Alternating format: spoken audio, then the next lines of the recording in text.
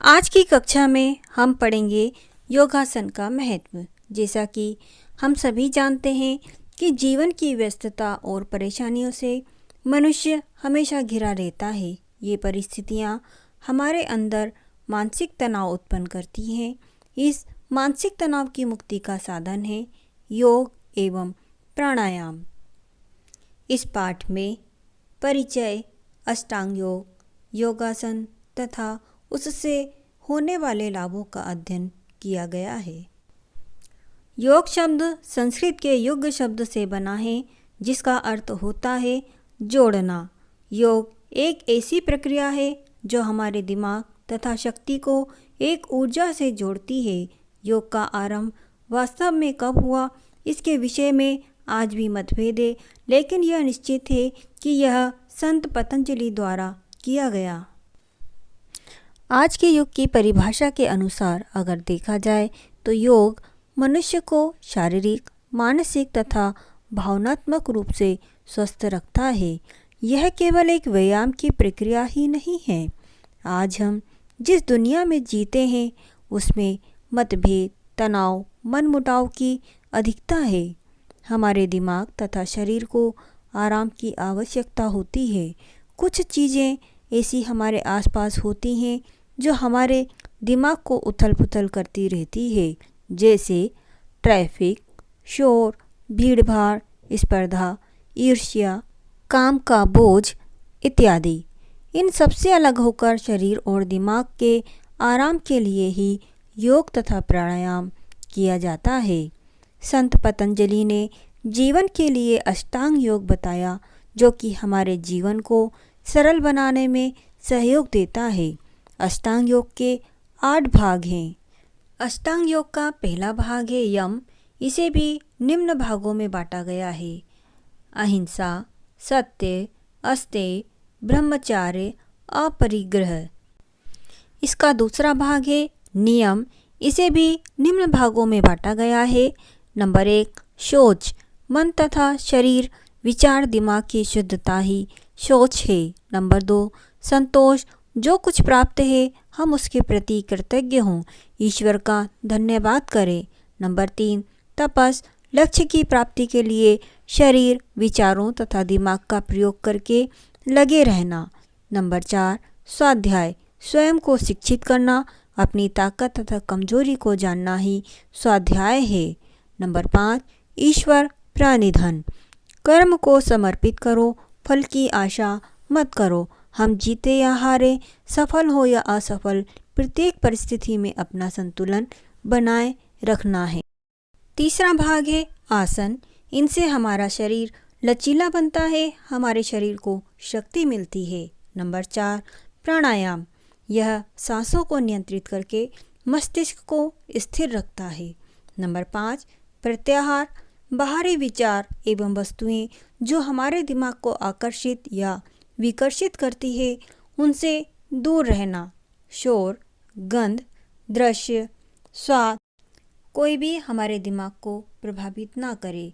Number 6 धारण, एकाग्रता, यह हमारे मस्तिष्क को एकाग्रचित करना है।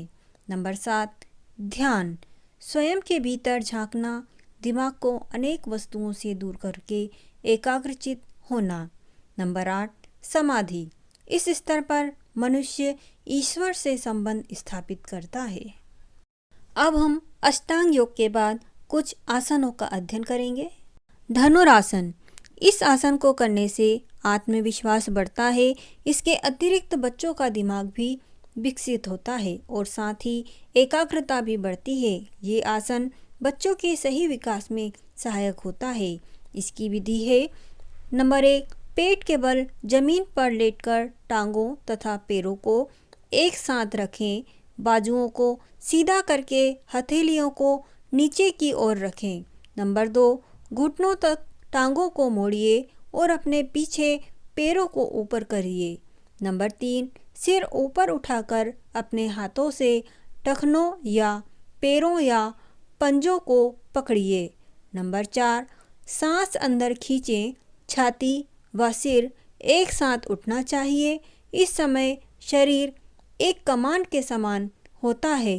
5 से 10 सेकंड इस अवस्था में रहना चाहिए। नंबर 5, सांस बाहर छोड़ते हुए अपने हाथों को वापस जमीन पर टिकाइए, टांगों को भी नीचे लाकर साधारण सांस लीजिए। इस आसन को 3 से 5 बार तक किया जा सकता है। भुजंगासन, इस आसन को करने से बच्चों को पेट और पाचन से संबंधित कोई भी परेशानी नहीं होती। बच्चों की सही पाचन क्रिया में यह आसन अत्यंत सहायक होता है। इस आसन का सबसे बड़ा लाभ यह है कि बच्चों की पीठ खिंचती है, जो कि शारीरिक वृद्धि व पाचन के लिए अत्यंत लाभदायक होती है। इसकी विधि है, जमीन पर पेट के बल लेट जाएं, माथा जमीन को छूना चाहिए। नंबर 2, बाजुओं को अपने शरीर के दोनों तरफ सीधा रखकर फिर कोहनी से उन्हें मोड़िए, हाथों को आगे रखिए, सांस अंदर लेते हुए सिर ऊपर उठाइए। इस समय आपका सिर, गर्दन तथा कंधे जमीन से ऊपर उठने चाहिए। नंबर 4, टांगे, पैर तथा कूल्हे जमीन पर रहना चाहिए। इसी अवस्था में 10 से 15 सेकंड तक रहिए। नंबर 5, सांस बाहर छोड़ते हुए धीरे धीरे वापस उसी अवस्था में आइए, बाजुओं को सीधा करिए। यह आसन 3 से 5 बार करना चाहिए। ताड़ासन, यह आसन बच्चों की लंबाई बढ़ाने में अत्यंत सहायक होता है। इस आसन से उनकी लंबाई को बढ़ाया जा सकता है। हाथों तथा पैरों की संपूर्ण वृद्धि के लिए भी यह आसन अत्यंत लाभदायक है। जो बच्चे बचपन में छोटे कद के होते हैं, उन्हें यह आसन अवश्य करना चाहिए। इसकी विधि है, नंबर 1, जमीन पर सीधे खड़े होकर दोनों पैरों को जोड़ लीजिए, हाथों को सीधा दोनों तरफ रखकर सामने की ओर देखिए। नंबर 2, सांस अंदर लेते हुए हाथों को सीधा सिर के ऊपर कीजिए। ध्यान रहे कि इस समय आपकी कोहनी मुड़नी नहीं चाहिए, हथेलियां एक दूसरे के सामने हों। नंबर 3, एड़ियों को ऊपर उठाकर पंजों के बल खड़े हो जाएं।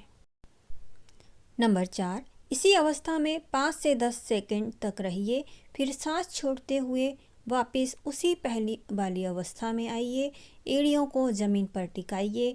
यह आसन 3 से 5 बार करना चाहिए। शवासन, यह आसनों की श्रृंखला का अंतिम आसन होता है। इसे सब आसन करने के बाद आखिर में किया जाता है। इस आसन से शरीर व दिमाग को शांति मिलती है। इससे थकान और तनाव दोनों ही दूर हो जाते हैं। इससे हमारा मन भी शांत हो जाता है। इसकी विधि है, नंबर 1, पीठ के बल जमीन पर सीधे लेट जाइए, टांगे तथा भुजाएं आरामदायक मगर खिंची हुई अवस्था में हों, टांगों को एक दूसरे से दूर और पाँव को आरामदायक अवस्था में रखिए। नंबर 3, हथेलियां ऊपर की ओर हों तथा उंगलियां आरामदायक अवस्था में हों। नंबर 4, आंखें बंद करके सांस अंदर खींचिए और धीरे धीरे सांस बाहर छोड़िए। शरीर को ढीला छोड़िए। इस बात पर ध्यान दीजिए कि शरीर से पैरों तक सभी अंग आरामदायक अवस्था में ढीला छोड़िए और सकारात्मक सोच रखिए। प्रत्येक विद्यार्थी को अपने नियमित जीवन में इन सभी योगासनों को करना चाहिए। इन योगासनों को करने से विद्यार्थी के शारीरिक, मानसिक और भावनात्मक शक्तियों का विकास होता है और सोच सकारात्मक होती है, मन में एकाग्रता होती है।